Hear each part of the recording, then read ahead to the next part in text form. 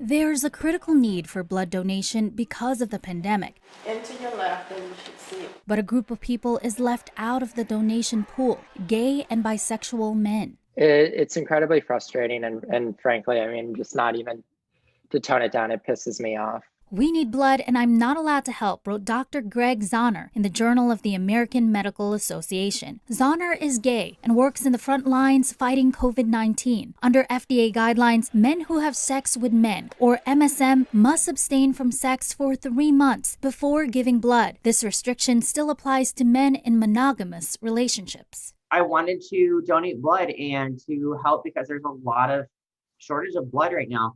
And unfortunately, still with the FDA's rules, I'm not able to do that. The FDA has changed these rules several times. In the 80s, early in the HIV epidemic, MSM were banned from donating at all to help reduce HIV transmission. In 2015, it was changed to a year of abstinence. And in April 2020, because of the pandemic, the FDA loosened the restrictions to 3 months of abstinence. You could say, oh, great, that's progress. But I think that just really shows that this could have been enacted long before and that they were only making the change because now suddenly somehow it mattered. So, does science support this restriction? We turn to infectious disease and HIV expert Dr. Anuruddha Hazra from the University of Chicago Medicine. A lot of these sort of restrictions are very antiquated and no longer really based in science any longer. According to the CDC, all blood earmarked for transfusions is screened for HIV, regardless of the donor. And advocates say blanket rules based on sexual orientation aren't nearly as useful as more targeted individual assessments. Sexual orientation is just that, orientation. It does not confer behavior. It does not dictate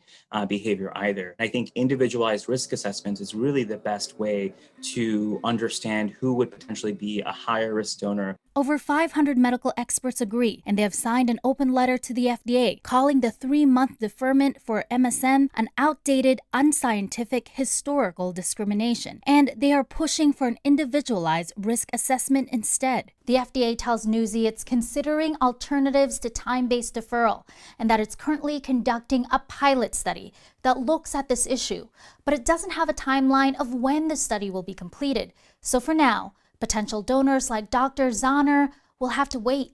The hospital I work at is constantly asking us to donate blood because they're having a hard time getting donors in from the community just because people are scared to leave their homes. When I have a blood type, that makes me a very valuable donor. For Newsy, I'm Kat Sandoval.